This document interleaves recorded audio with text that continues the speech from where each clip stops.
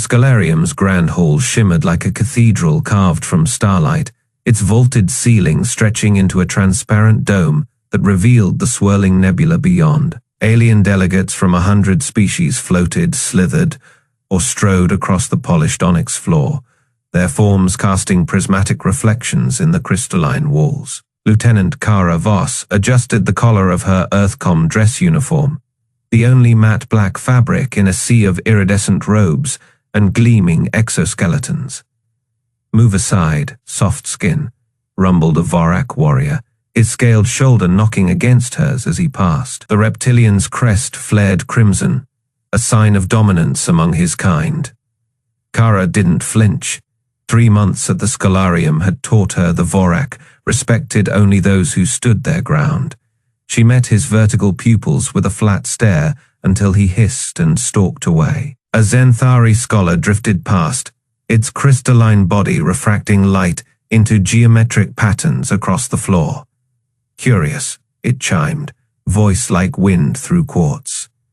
"Your species persists in attending these gatherings, despite your limitations." Kara's Riscom vibrated, a priority alert from Earthcom, encrypted.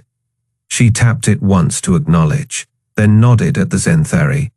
"We humans have a saying about limitations."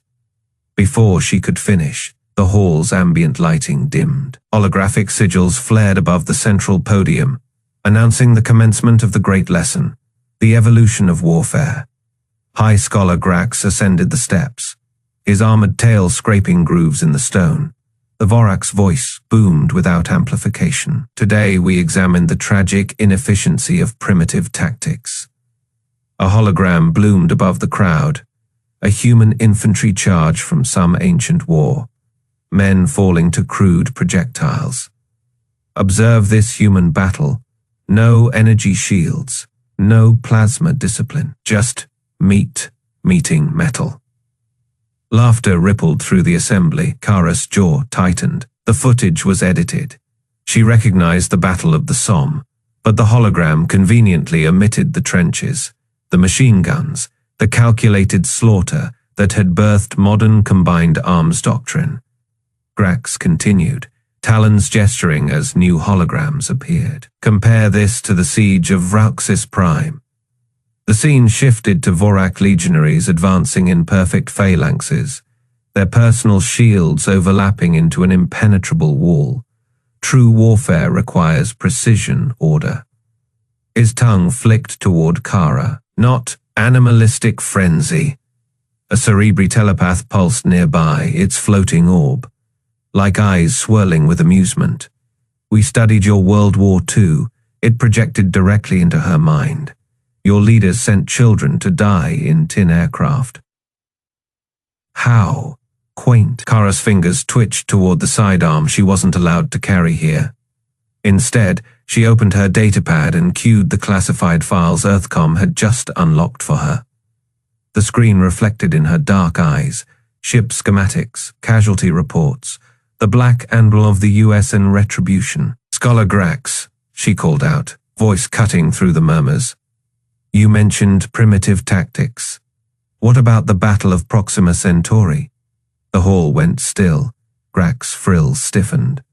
"An obscure engagement, not relevant to today's." "Obscure." Kara stood, her chair scraping loud in the silence. "Or erased." She tapped her pad. The Scholarium's central hologram flickered, then dissolved into static before resolving into new footage. Grainy battle, damaged, but unmistakable. Human ships, their hulls scorched and bleeding atmosphere, ramming into a Scourge dreadnought 3 times their size. A Vorak junior officer recoiled. "That's impossible. The Scourge never reached Sol." Kara advanced toward the podium, her boots echoing. "Funny, because this footage was taken after they glassed Mars." The hologram zoomed in on a dying human cruiser, its name barely visible through the damage, UNS Johannesburg. The ship's captain appeared on screen, his face streaked with blood. "All batteries, fire at my mark," the captain rasped. Then, softer, "Tell Earth, we held the line." The Johannesburg detonated its antimatter core, tearing a hole through the Scourge formation.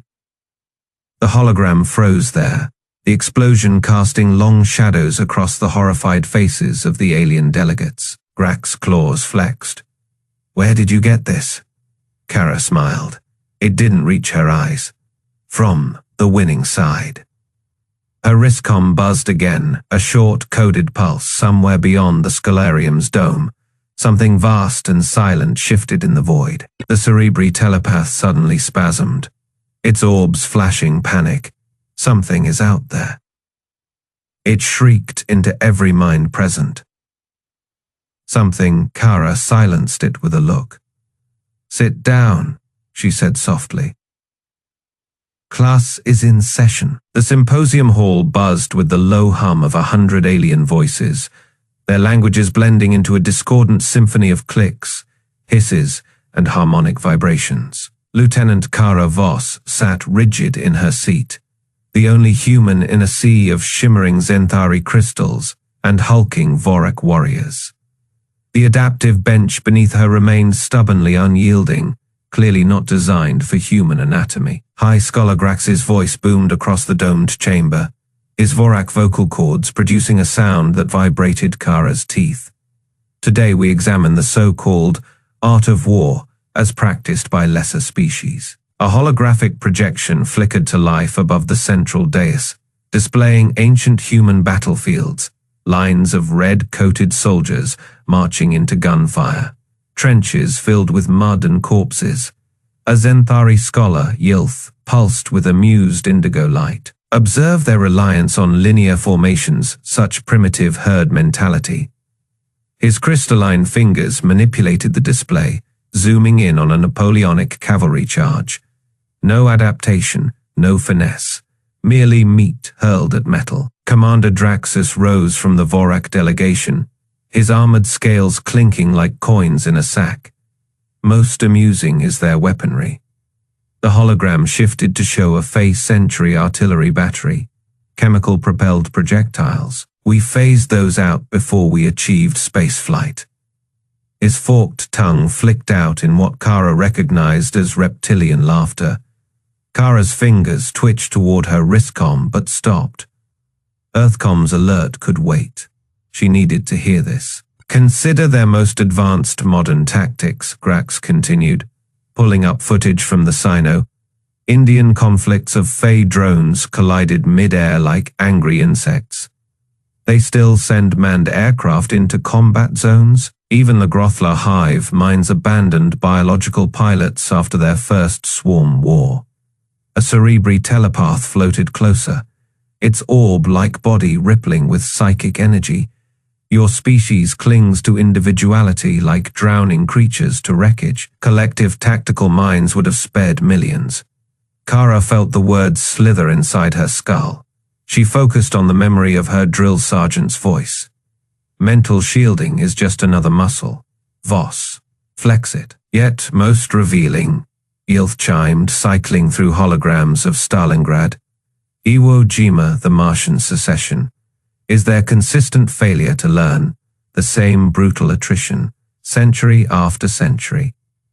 The Zenthari's facets flashed crimson. No innovation, only escalation. Draxus leaned across the analysis table, his claw tapping the hologram of a pre-Scourge unicarrier. "Tell me, human, why did your ancestors build these floating coffins when orbital superiority was already achievable?" Kara counted to 3 in Russian, then Mandarin, then Swahili. "Those coffins, Commander, maintained global stability for 80 years. Stability." A Vorak junior scholar snorted vapor from his nasal vents. "You call mutually assured destruction stability."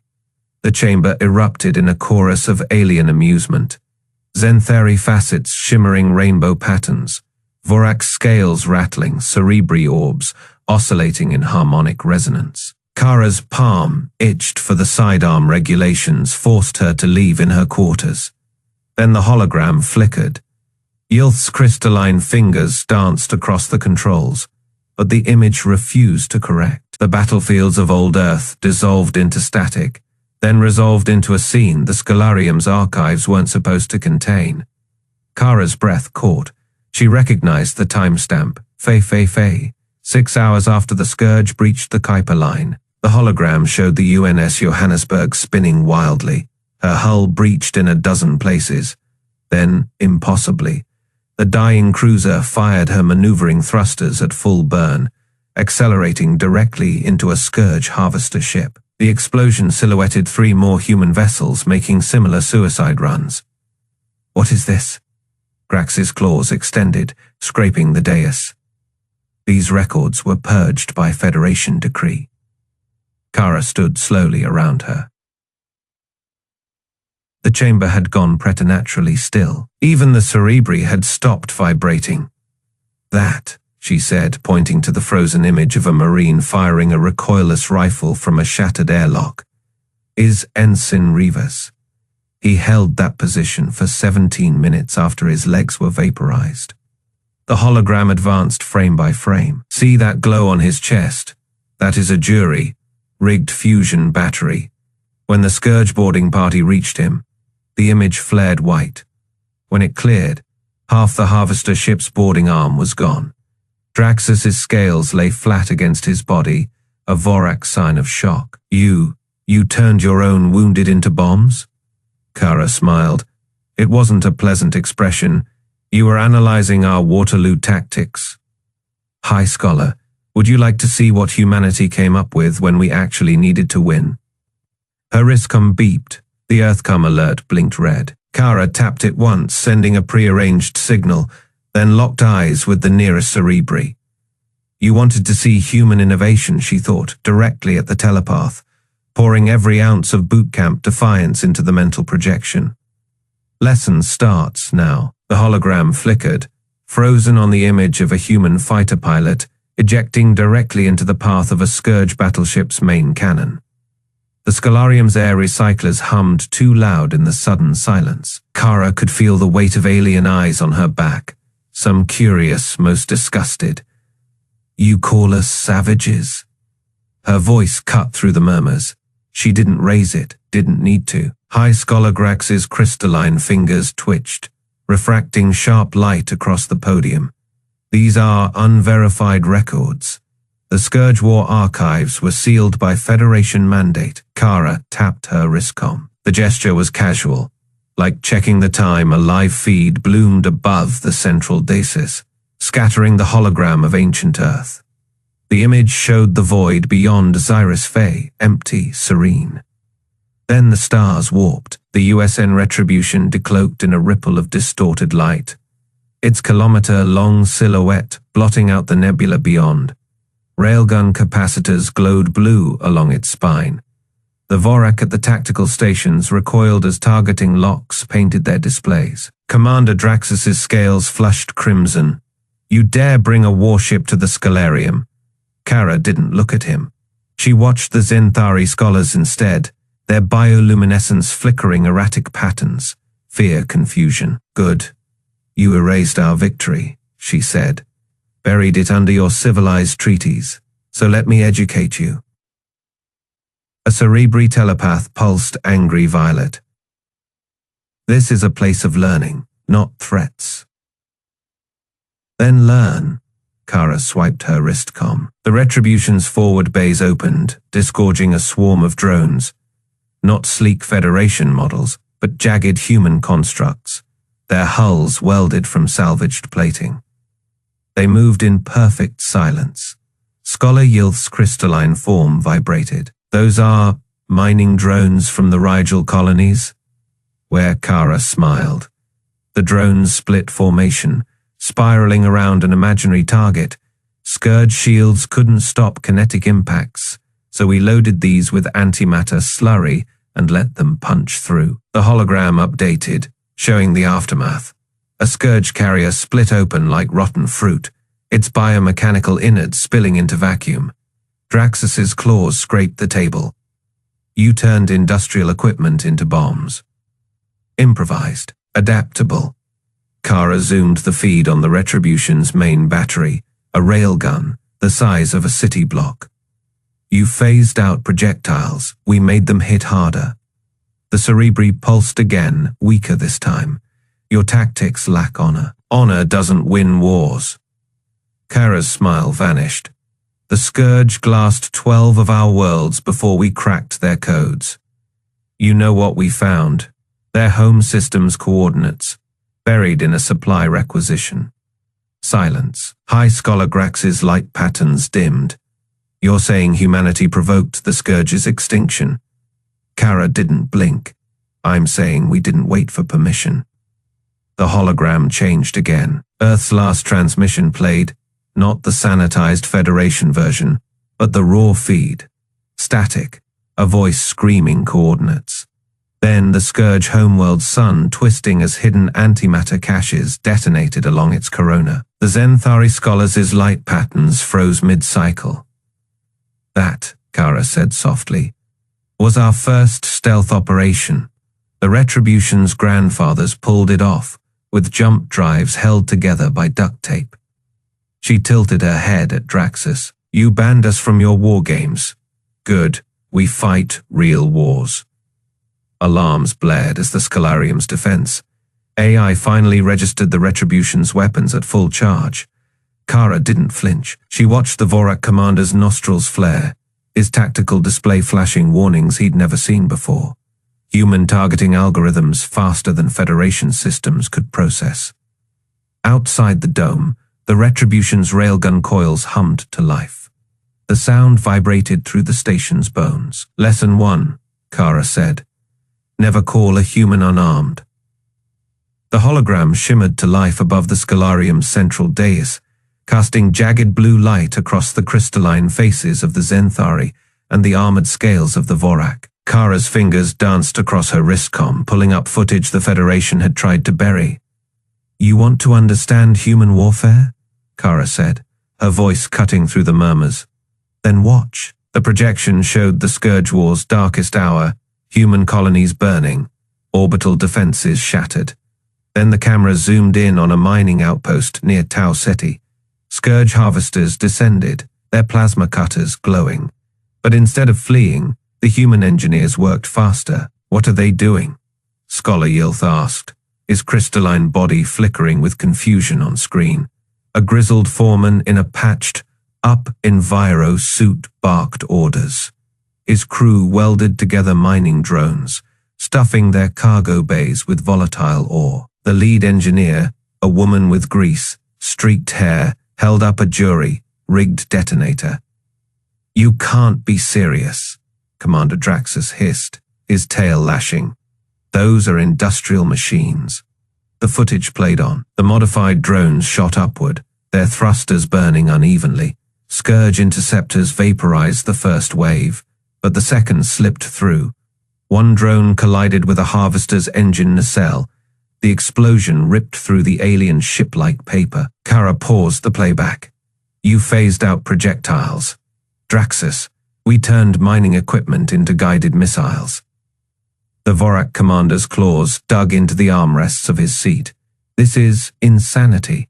You had no targeting systems. A new clip loaded, this time from the Battle of Sirius. Human infantry, trapped in the ruins of a megacity, fought back with scavenged parts. A squad of Marines welded together a makeshift EMP cannon from a fusion reactor's cooling coils. When the Scourge walkers advanced, the weapon fired. The electromagnetic pulse fried their systems mid-stride. Impossible, whispered one of the Cerebri telepaths, its floating orbs contracting. Your species lacks the mental discipline for such improvisation. Kara smirked. We had 12 hours before the next Scourge wave hit. Our engineers used 10 of them to build that cannon. The last 2, they slept. The hologram shifted again, showing the infamous ghost fleet of Proxima Centauri. Abandoned freighters floated in the debris field, their hulls pockmarked by battle damage. The Scourge armada ignored them until the freighter's engines flared to life. Their cargo bays opened, spitting out swarms of AI-piloted fighters. Those ships were derelict. Scholar Yilth's voice crackled with static, his crystalline form vibrating. Our scans confirmed no life signs. Because there weren't any, Kara said. We loaded the fighters with basic AI programmed to wait until the Scourge passed. No pilots to detect, no energy signatures until they activated. Commander Draxus stood abruptly, his armored bulk casting a shadow over the dais. This is not warfare, this is chaos. You had no rules, no honor. Kara's eyes hardened. Honor doesn't stop plasma fire. She advanced toward the Vorak, her boots clicking against the Scholarium's polished floor.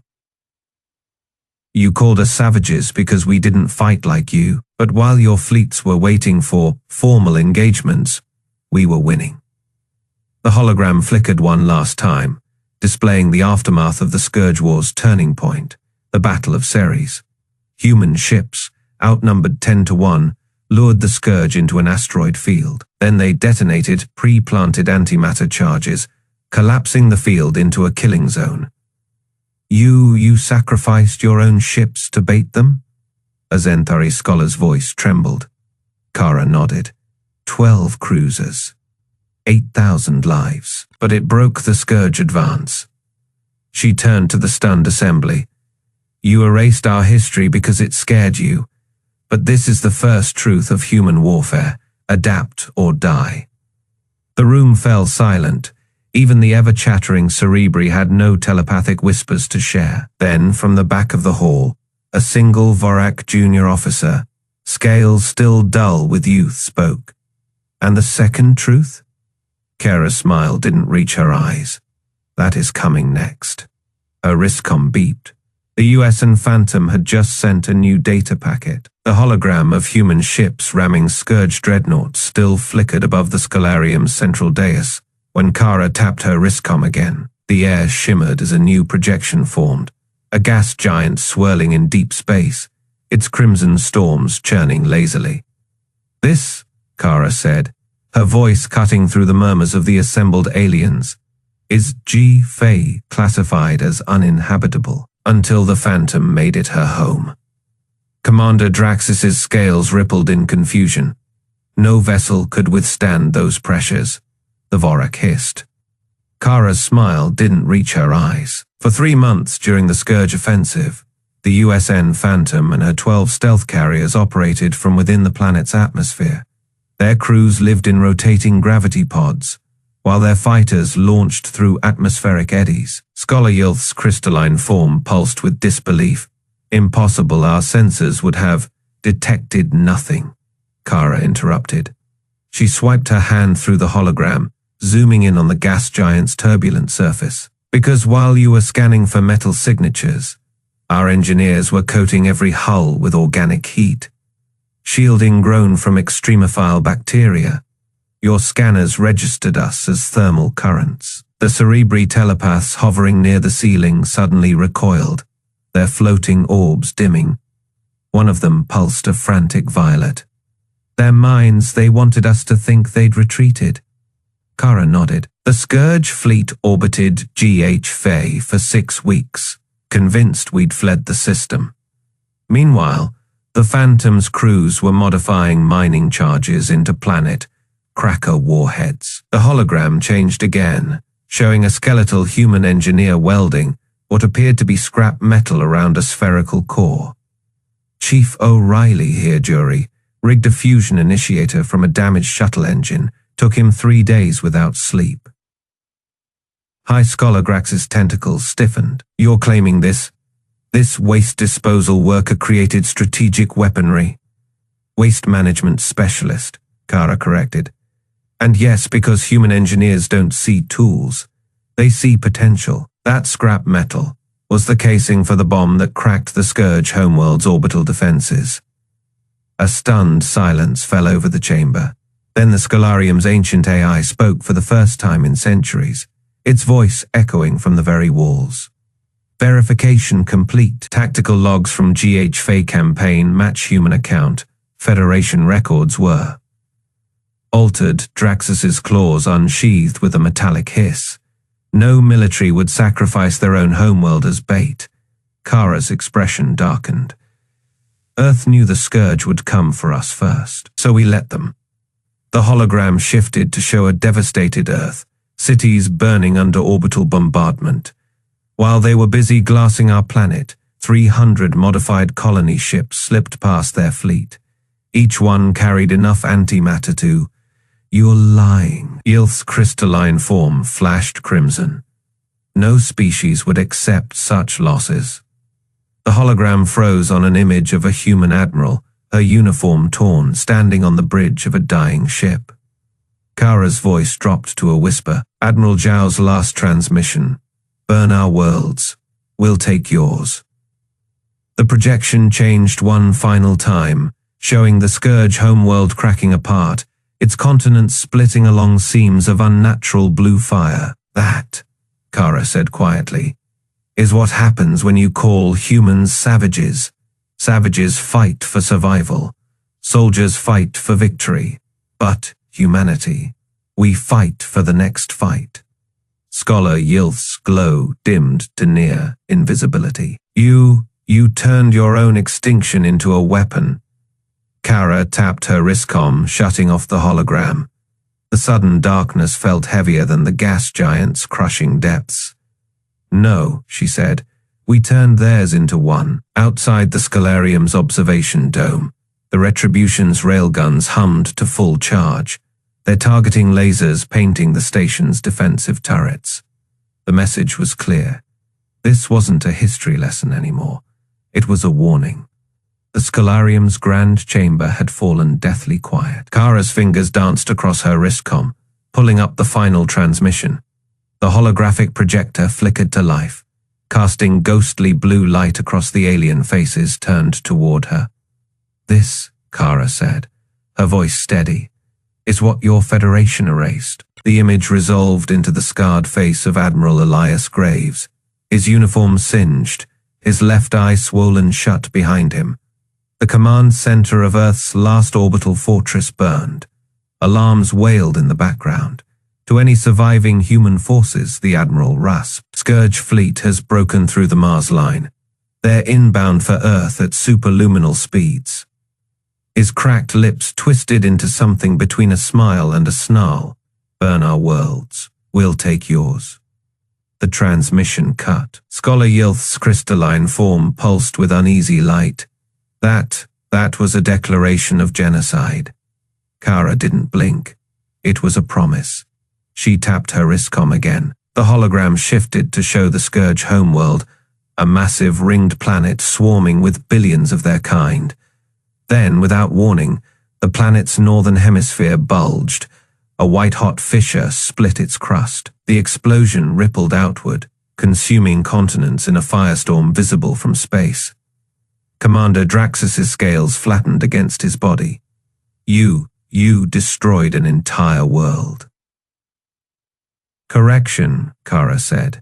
We destroyed their world after they destroyed ours. The Cerebri telepaths recoiled as one, their floating orbs darkening. The antimatter cache, one whispered. You seeded it years before the war. Kara nodded.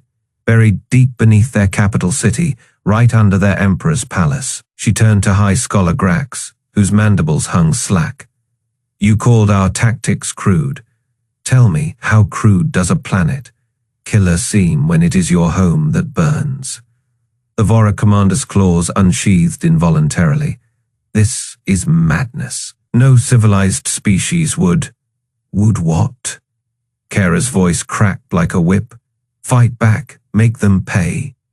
She swept her arm toward the hologram, now frozen on the Scourge world's final moments.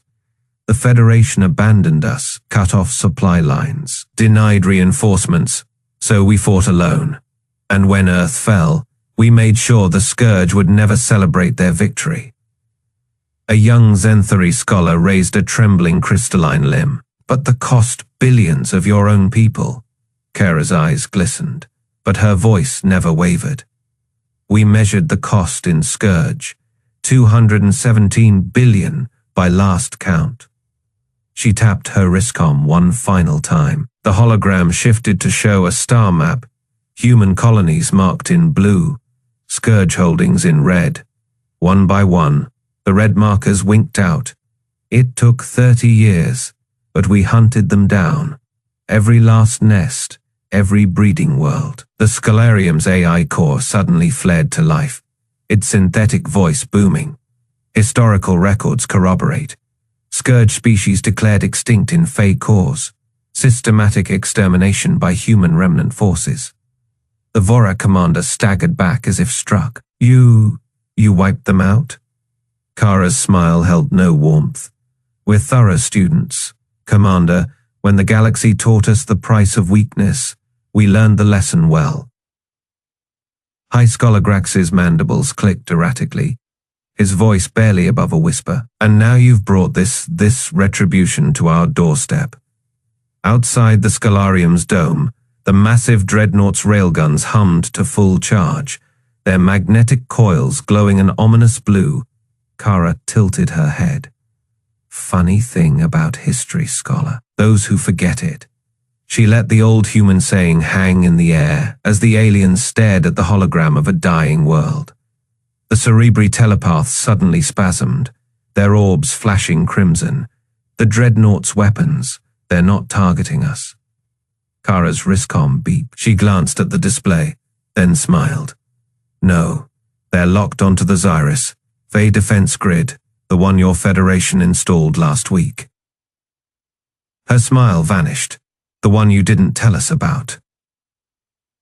Commander Draxus's scales flushed dark purple. The Vorak equivalent of panic, that is classified. So was Earth's last broadcast. Kara's fingers hovered over her wristcom. You banned us from your wargames. Good.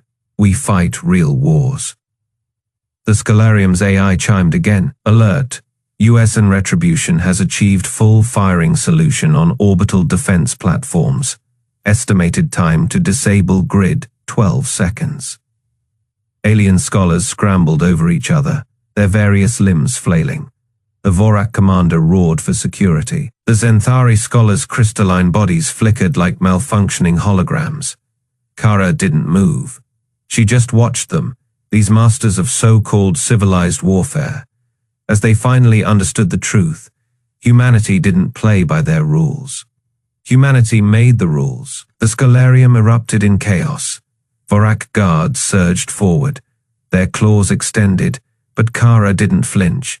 She tapped her wristcom once more, and the Retribution's targeting lasers painted the dome in crimson grids. The entire structure trembled as the dreadnought's railguns cycled to full charge. You dare threaten this council? High Scholar Grax bellowed, his crystalline body flickering with outrage. Kara tilted her head. Threaten? No, educate. She gestured to the hologram still frozen. Earth's last broadcast. The Scourge homeworld's annihilation. You erased this, buried it, called us savages for doing what was necessary. Commander Draxus snarled, his reptilian pupils slitting. You glassed a world, and saved 1,000 more, Kara shot back. The room fell silent again, the weight of her words pressing down like gravity. Scholar Yilth's bioluminescence dimmed shame or fear.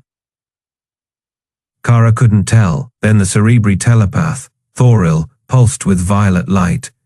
Your species, you knew Earth would fall. Kara's smile was cold. We knew, and we made sure the Scourge paid for it. She stepped forward, the aliens instinctively recoiling. You banned us from your war games, called our tactics crude. But when your perfect strategies failed, who ended the war? A Vorak junior scholar, his scales dull with youth, whispered, You did. The admission hung in the air like smoke. Kara nodded. Now you understand. She turned toward the exit, the crowd parting before her. Wait, Grax's voice cracked. You cannot just lesson over, Kara said. Not looking back.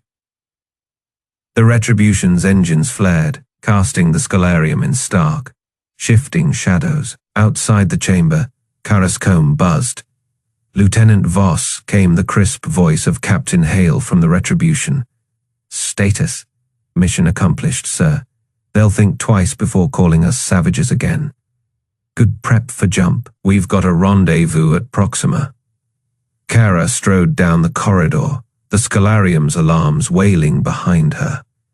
Alien scholars scrambled, their data tablets flashing with frantic revisions, human battle tactics, Earth's last stand, the real history they'd tried to erase. A Zenthari historian clutched his crystalline head, muttering, "We were wrong, so wrong." At the docking bay, a group of Vorak cadets blocked her path. Their leader, a scarred veteran of the Scourge War, lowered his weapon. "Your people you fought like demons." Kara met his gaze. "We fought to win." The Vorak hesitated, then stepped aside. As the airlock sealed behind her, Kara allowed herself one last look at the Scholarium. Panicked messages scrolled across its exterior displays. Emergency meetings, revised curricula, demands for an emergency Federation session. The Retribution's engines roared to life, and Kara smirked. Enjoy the homework. The ship vanished into the void, leaving the galaxy's greatest scholars with a truth they could no longer ignore. Never educate a savage. They might teach you instead.